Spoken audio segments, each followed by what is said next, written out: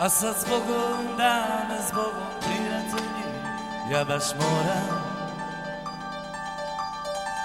da odem, da odlazim. I šteta što je jutro tako brzo svanulo, nisam stigao od svih vas da se oprostim.